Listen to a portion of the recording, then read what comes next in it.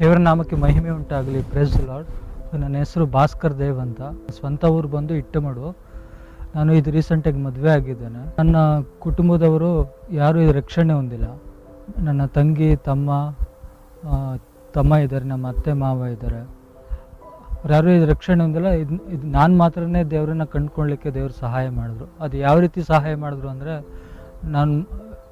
ನಮ್ಮ ತಂದೆ ತಾಯಿ ನನ್ನನ್ನು ಸುವಿಶೇಷ ಸ್ಕೂಲ್ಗೆ ನನ್ನನ್ನು ಅಡ್ಮಿಷನ್ ಮಾಡಿದ್ರು. LKGಯಲ್ಲಿ ಅಡ್ಮಿಷನ್ ಮಾಡಿದ್ರು. ಅಂದರೆ ನಾನು ಸೆಕೆಂಡ್ ಸ್ಟ್ಯಾಂಡರ್ಡಲ್ಲಿ ಓದ್ತಿರ್ಬೇಕಾದ್ರೆ ನಮ್ಮ ತಂದೆ ತಾಯಿ ತೀರ್ಕೊಂಡ್ರು. ಅದಾದ ನಂತರ ಈ ಸ್ಕೂಲ್ ಮ್ಯಾನೇಜ್ಮೆಂಟು ನನಗೆ ಫ್ರೀ ಎಜುಕೇಷನ್ ಕೊಟ್ಟರು. ಅಪ್ ಟು 10th ಸ್ಟ್ಯಾಂಡರ್ಡ್ವರೆಗೂ ನಂಗೆ ಸ್ಕೂಲ್ ಎಜುಕೇಷನ್ ಕೊಟ್ಟರು. ಮತ್ತು ತಂದೆ ತಾಯಿಯ ಪ್ರೀತಿಯ ಕೊರತೆಯನ್ನು ದೇವರು ಅನೇಕ ರೀತಿಯಲ್ಲಿ ದೇವರು ನನ್ನ ಲೈಫಲ್ಲಿ ಫುಲ್ಫಿಲ್ ಮಾಡಿದ್ರು. ಅದಕ್ಕಾಗಿ ನಾನು ದೇವರಿಗೆ ಸ್ತೋತ್ರ ಹೇಳ್ತೇನೆ. ಮತ್ತು ನಾನು ಸ್ಕೂಲಲ್ಲಿ ಇರಬೇಕಾದ್ರೆ ನಾನು ಹಾಸ್ಟೆಲಲ್ಲಿ ಸೇರಿಕೊಂಡಿದ್ದೆ. ಹಾಸ್ಟೆಲಲ್ಲಿ ನನಗೆ ಬೆಳಿಗ್ಗೆ ಸಾಯಂಕಾಲ ಮತ್ತು ಸಂಡೇ ಕ್ಲಾಸು ಮತ್ತು ಅನೇಕ ಸೇವಕರುಗಳು ನನಗೆ ಸಂಡೇ ಕ್ಲಾಸಲ್ಲಿ ಬೈಬಲ್ ಸ್ಟೋರಿಯನ್ನು ಹೇಳ್ಕೊಟ್ರು. ಮತ್ತು ಅನೇಕ ಸ್ಪಿರಿಚುವಲ್ ಸಾಂಗ್ಸ್ಗಳನ್ನೆಲ್ಲ ಹೇಳ್ಕೊಟ್ರು. ಮತ್ತು ಅದಾದ ನಂತರ ನಾನು ವೈಯಕ್ತಿಕವಾಗಿ ಬೈಬಲ್ನ ಓದಲಿಕ್ಕೆ ನಾನು ಪ್ರಾರಂಭ ಮಾಡಿದಾಗ ಅನೇಕ ಸತ್ಯಾರ್ಥಗಳನ್ನು ನಾನು ತಿಳ್ಕೊಳ್ಳಿಕ್ಕೆ ದೇವರು ಸಹಾಯ ಮಾಡಿದ್ರು.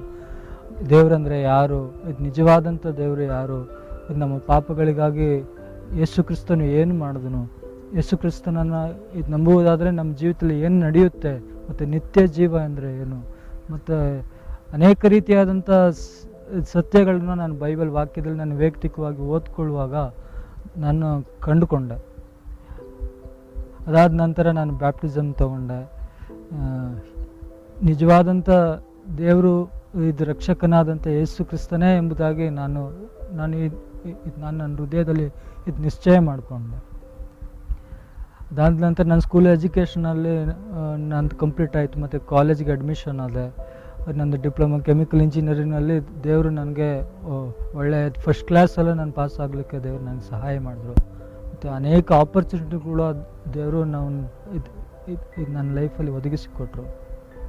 ಮತ್ತು ನನಗೆ ಒಳ್ಳೆಯ ಕೆಲಸ ಇರಲಿಲ್ಲ. ಕಾಂಟ್ರಾಕ್ಟ್ ಬೇಸ್ ಮೇಲೆ ನಾನು 7 ಇಯರ್ಸ್ ಕೆಲಸ ಮಾಡಿದ್ದೇನೆ.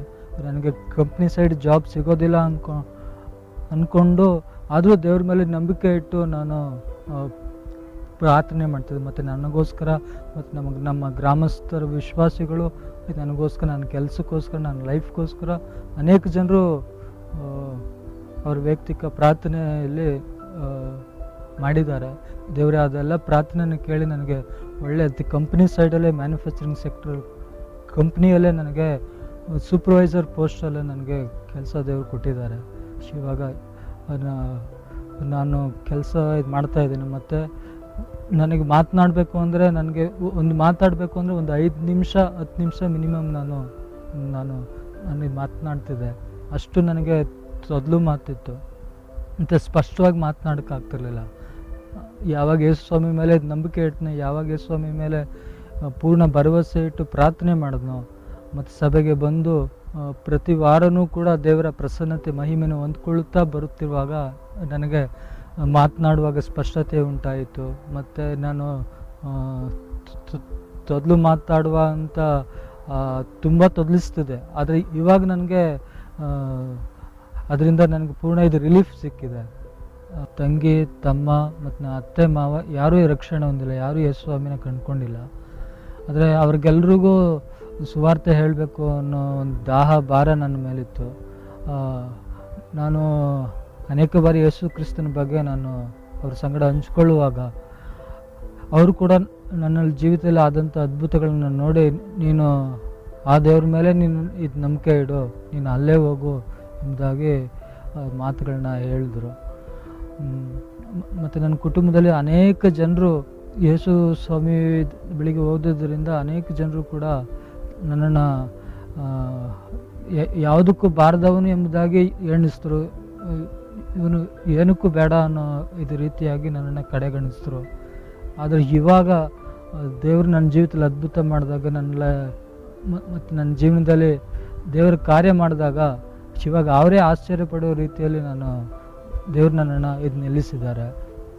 ಮತ್ತು ಅದೇ ರೀತಿಯಾಗಿ ನನ್ನ ವೈಯಕ್ತಿಕ ಜೀವಿತದಲ್ಲಿ ಯೇಸು ಕ್ರಿಸ್ತನನ್ನು ನನ್ನ ಸ್ವಂತ ರಕ್ಷಕನಾಗಿ ಸ್ವೀಕರಿಸಿಕೊಂಡು ನಂತರ ನನ್ನ ಜೀವನದಲ್ಲಿ ಅನೇಕ ಚೇಂಜಸ್ಗಳು ನಡೆದಿದೆ. ಅನೇಕ ಪಾಪಗಳಿಂದ, ಅನೇಕ ಲೌಕಿಕವಾದಂಥ ಕಾರ್ಯಗಳಿಂದ ದೇವರು ನನ್ನನ್ನು ಪೂರ್ಣ ಬಿಡುಗಡೆ ಮಾಡಿದ್ದಾರೆ. ನಿಜವಾದಂಥ ಸತ್ಯ ಮಾರ್ಗದಲ್ಲಿ ದೇವರು ನನ್ನನ್ನು ಇದುವರೆಗೂ ನಡೆಸುತ್ತಾ ಬರ್ತಿದ್ದಾರೆ, ಇನ್ನು ಮುಂದೆಯೂ ನಡೆಸುತ್ತಾರೆ.